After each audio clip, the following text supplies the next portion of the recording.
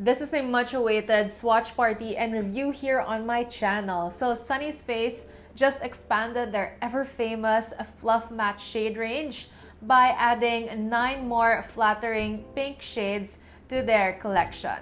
These pink Fluff Matte lippies come in different undertones and depths, kagaya ng sa nudish collection. So if you're interested in swatch parties and beauty reviews such as this, make sure to hit that subscribe button down below and of course turn on that bell button so you are notified whenever I have a new video. So this is the PR that Sunnies Face sent over to me, and I have the complete 9 shades here for me to swatch for you guys. Yung isang Fluff Matte ngayon retails for 445 pesos, which is a big leap from their first ever release ng Fluff Matte. So before, yung Fluff Matte retails only for 345 pesos. Then, nag-price increase sila to 395 pesos. And now, they cost na 445 pesos. And actually, kanina ko lang siya nakita na 445 pesos na pala yung Fluff Matte.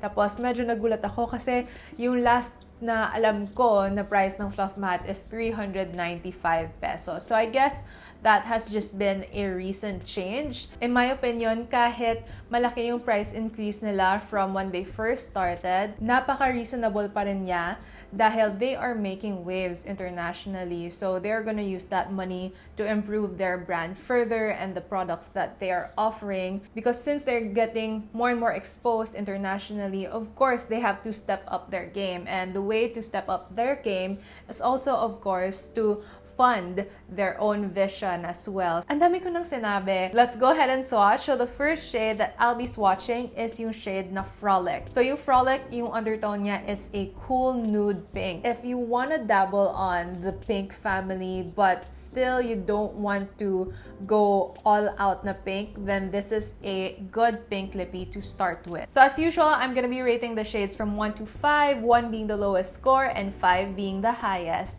So kapag 1 yung rating ko sa isang product, then it's kind of like me saying na I will barely or never gonna be wearing that shade because I just don't like it. It's not my preference. And if I rate naman with a highest score of 5, then it's like me saying na it's the lippy na I would grab for. Parang may muscle memory na. For the shade Frolic, I really like it a lot, so I'm gonna give it a 5. I do see myself grabbing for this lippy.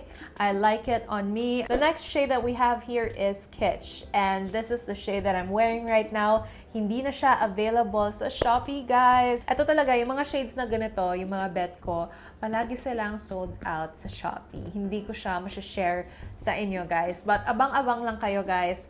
Kapag nakita nyo na siya, make sure add to cart, check out yun agad yung shade na to. However, since hindi siya available ngayon sa Sunnies Face store nila sa Shopee, perhaps you can cop a dupe sa Gloss Beauty. Ayan, it reminds me so much of the Gloss Beauty Plush Matte Lippy in the shade Off Duty, which I super duper love so much. As in, I would share it in my stories a lot.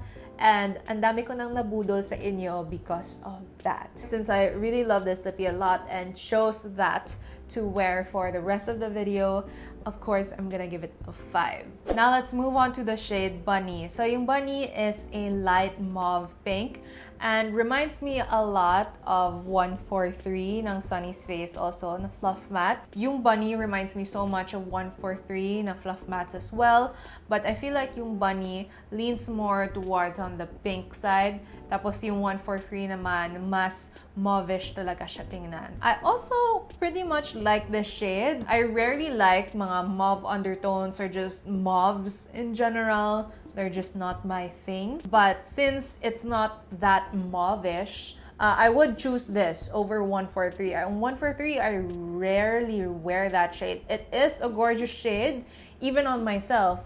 Maganda siya, but preference-wise, I'm just not feeling it. So, but this one, I would rather obviously get this one than that one. So, because of that, I'm gonna give it a... Maganda siya sa selfie notes ko. So, I'm gonna give it a 5. Next shade that I'm swatching is Soft Served.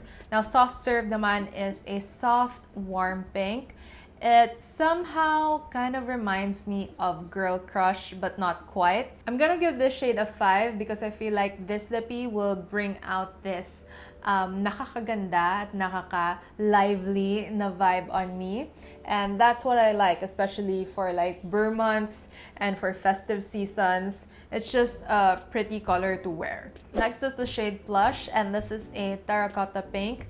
I'm gonna give it a 4 because it reminds me a lot of On Repeat. However, I haven't been wearing On Repeat. Pero ngayon, off-season yung shade na yon for me. Kaya if I find similar shades na kagaya nun, hindi ko siya masyadong ginagamit because off-season siya, naka-bench siya ngayon. Kaya kahit maganda yung shade na to on me, I'm just gonna give it a 4 right now. Next is the shade Girlish, and again, it also reminds me so much as well of Girl Crush, but I feel like yung Girlish mas deeper siya compared sa Girl Crush. It has a spicy, warm undertone to it, but it's much low-key compared sa Girl Crush. And because of that, I'm gonna give it a 5. Next is the shade Femmebot. So, yung shade na to is already featured sa kanilang other product, which is Lip Dip. And I also swatched that. If you wanna see it,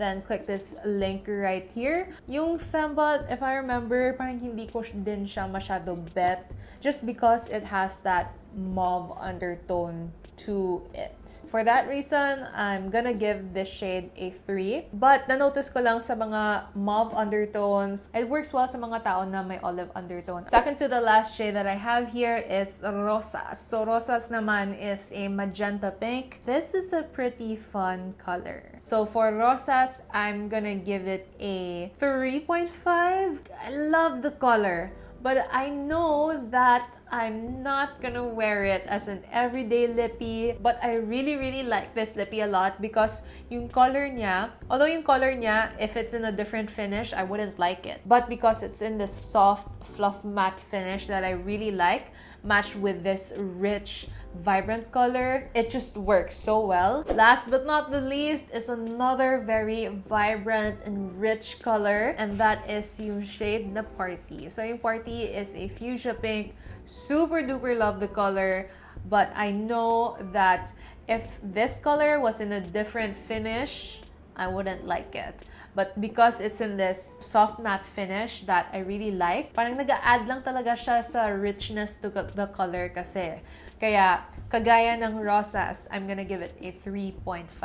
So recently, naging available na ulit yung Sunnies Face na eye crayon in the shade Earth. This has been unavailable sa Shopee for a long while because this is such a good product to use as a lip liner. So I want to show you guys how I use this as a lip liner for my look today. So the base lip that I used is yung shade na Kitsch. And then I applied the eye crayon in the shade Earth as a lip liner on the topmost area of my lip and the bottommost. Hindi ako nagla-line all over my lips with it because I use my brush to smudge it and spread it all over my lip para hindi naman masyadong OA yung itsura ng lip liner ko. Another way you can use the eye crayon in the shade Earth on your lips is by using it to shape up your lips to mimic Angelina Jolie's kind of lip. I kind of contour the middle part of my lips, just add a little bit of shadow there. Parang meron akong lip divide dyan. Again, it just adds to this lip plumping effect that I really like. Now, on to my top 3 pinks dito sa The Pinks collection is Frolic, Kitsch, and Soft Serve. Now, for my recommendation, so if yung balat nyo has cool, neutral, or olive undertone, I recommend yung shades na Frolic, Kitsch, Bunny, Femmebot, and Party. If you have warm, yellow, or neutral undertone naman, I would recommend Kitsch, Soft Serve, Plush, Girlish, and Rosas. However, at the end of the day, it will depend sa preference nyo pa rin. So, if your complexion has cool undertone but you prefer mga warm undertone lippies, then absolutely go for those kinds of shades. If gusto niyo pang tumambay dito sa channel ko, I have my playlist here ready for you to marathon. If you have any more comments or video suggestions, then please do enter them down in the comment section below. Just remember, no hate, just love.